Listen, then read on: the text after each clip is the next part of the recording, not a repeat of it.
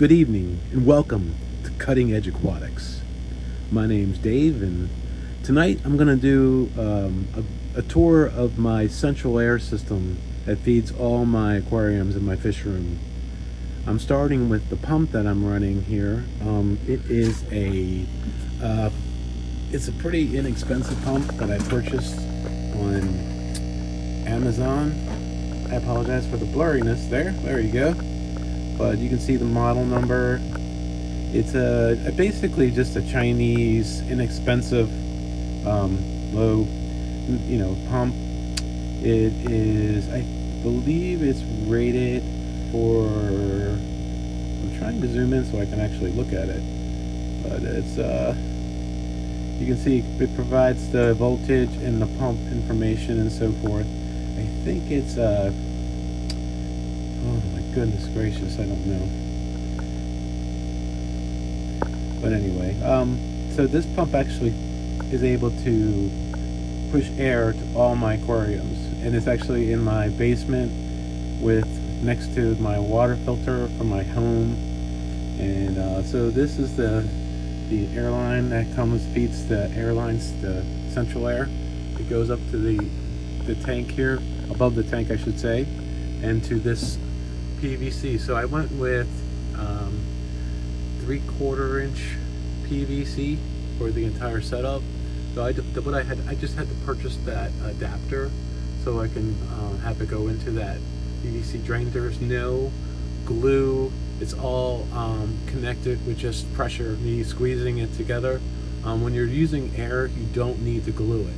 So that's actually really important. I don't know if many people emphasize that, but it's not necessary because you're not running water. If it was a PVC pipe of water, you would have to glue it. So, but anyway, so this is where it starts, and it actually comes up and it feeds. Go to part one. It actually goes through that hole behind the wall there, and that goes into the fish room, and it also comes up here and above this area. Now you can see this. I apologize for the blurriness again, but if you can see, it actually comes over here. So I have this air shutoff valve here, and I added that in case I want to, control the airflow down to these two totes I have down here. So this first tote is just my Daphnia, one of my Daphnia containers. I have set up two, so I use these to feed my fish. I don't feed them just Daphnia. I have some other cultures over there with like scuds and other things, but I don't know if you can really see them that good. There you go. You can kind of see them in there, swimming around. So anyway, yeah. So I have an airline that connects to that feeds the airline tubing down to just a real nice slow drip to those Daphnia totes. It's like 27 gallon, and it keeps going, and so it feeds it over here, all the way over here, and then it ends right there. This is the one end, and you can see I do have some airlines. Some of them are being used right now. I have some other tanks that I have in here as well. Like this one here is just this one actually doesn't have any fish in it. It just has some scuds and probably a lot of copepods, amphipods. I purchased the live scuds and stuff from Phillips Fishworks. So that's what's going on with this. This bottom tank here is my 20 gallon. The airline feeds this tank too. So far it's 1, 2, and there's a small tote here that I use for live cultures as well. And when this tank is, you can see the water is very dark. I added a bunch of leaves, but it was from a pond near my house. So I have like a little tea here, and I had another, and there's teas down to this little 20 gallon. This little saltwater setup is just some brine shrimp that I trying to get him to come back from some cysts. I think I need to start over on this tank. This one here actually has some stuff in here too. There's more live cultures and stuff in here. There's actually a baby cherry barb in there that I must have pulled out of my tank. Now you notice there is some hair algae in here. Again, I'm just growing cultures, so I'm not really worried about aesthetics with this tank. There's no plants. There's a sponge filter and some rocks over here. I don't know if you can really see them, but it's just a little container with rock, so that gives the scuds and stuff a place to hide. But there's 1, 2, 3, 4, 5 that come off that one pump. Then if I come out here, this is my North American fish tank. Down here is my guppy tank. So that it also feeds these 2 tanks as well. So it goes through this wall from over in this room here, and it keeps going and comes up over here, and it almost fell. And then you can see there's 2. So I use these shutoff valves. I didn't mention that earlier. So these 2 little shutoff valves essentially control the airflow. So I don't even actually keep them totally open because you don't necessarily need a ton of flow when you're running the central air system. With sponge filters, it's kind of like up to you how much flow you want in your tanks. But you can see there's like, oh my, it's doing a flicker. As you can see, there's a little, this tank has a huge sponge filter. This is a shrimp tank I have. It's got some blue Neos in there. And then this one down here has some red Neos. And this also gets fed. Now, what I'm actually doing now, this is like the very end of the line here. So this is feeding 2 tanks here. I got some black airline tubing that feeds these 2, one for one and one line for the other. There's another one that feeds my Mbuna, my baby Mbuna tank. You can see it's similar thing, same valves and everything. I would say all in all, it probably cost me, I'd say like $40 for the PVC, probably like $8 or $9 for the air valves. And then for the airline, for the vinyl tubing, it's probably like $10. So all you can do, I was able to do this whole thing for under, I'd say like $80, and that includes the pump and stuff. So like I said, it wasn't an expensive pump.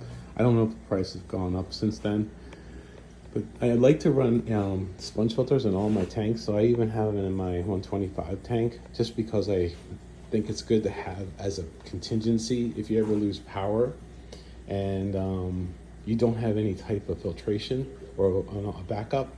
I could technically take power and run it over to the where my pump is and give it, like, run it off my vehicle. Or even with these sponge filters, you can actually just leave them submerged, and because they contain so much biological bacteria, I should say, they maintain the systems for several days without having any kind of filtration. I mean, technically, ideally, it's not a good idea when that happens, but if they would be able to survive. It's not the ideal way to live, but they would survive. This tank also has a sump in there, but this is 125 gallons, so as you can see, there's no plants in this tank. So I don't, it doesn't have a way for filtration from a plant perspective. I do have a sump with a refugium, so that allows me to keep the, that's basically the filtration for this tank. And all these tanks, I don't do any water changes either.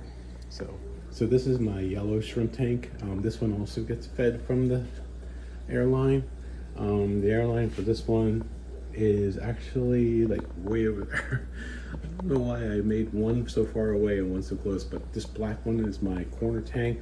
It's also fed on the system, and it keeps going and going. And that is where I showed, that's where in the beginning of the video, that where the pipe goes through the wall.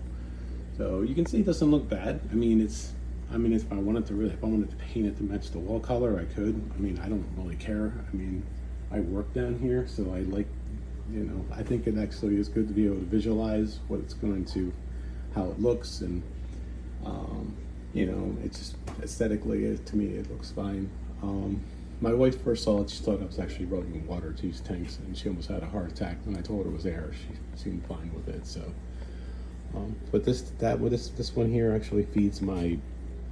This tank down here. This is my Peacock Gungeon tank. If I can turn it on, there you go. So this one's on a timer. It shuts off a little earlier than the others. But you can see there's my Peacock Gungeons. I don't know if you can see. Oh, they're right over there actually. Hey guys. How are you doing? These are my babies. I love these fish. So yeah, anyway, so there's a couple others, and it's not ideal. My airline tubing on this one is kind of stretched a little bit. I probably will get some longer tubing and make that so it looks a little nicer. Like I said, it's just me, so it doesn't bother me. But it feeds, so basically that one pump with this central air feeds 1, 2, 3, 4, 5, 6, 7, 8, 9, 10, 11, 12, 13, 14, 15, 16, 17, 18, 19, 20. 20 tanks on one pump. Not a bad deal.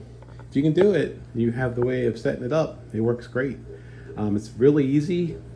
Basically, it's just a matter of buying these valves, the pipe caps.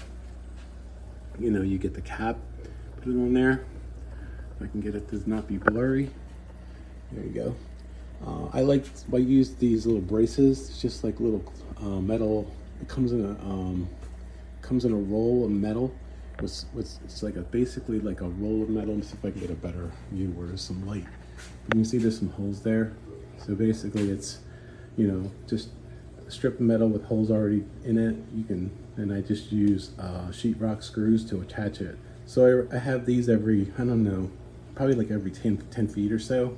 Sometimes a little less if I saw it kind of bowing out or didn't look as stable. But yeah, I just thought it was a good option. The roll of metal was pretty cheap too. I actually have a farm, so I use it for other stuff as well. But so I still have it. But there's really not much left for me to do. Eventually, what I'd like to do is I'm probably just going to continue this just over maybe about another 3 feet, and have put a rack system over here. So I have 255s. That's this guy, and I have another one in the other room. So those will be two more tanks, and then I think what I'm going to do is take the tanks that are in that room that we saw earlier in here, and these will eventually go on the rack if I have room. When I measured it out before, I'm pretty sure there was space for everything. But I just thought I'd like to see the guts behind the little bit of dirt behind what makes everything go. Appreciate you watching, and anyone has any questions, feel free to post them, and make sure you hit the subscribe and the like button. Thank you. Have a good night.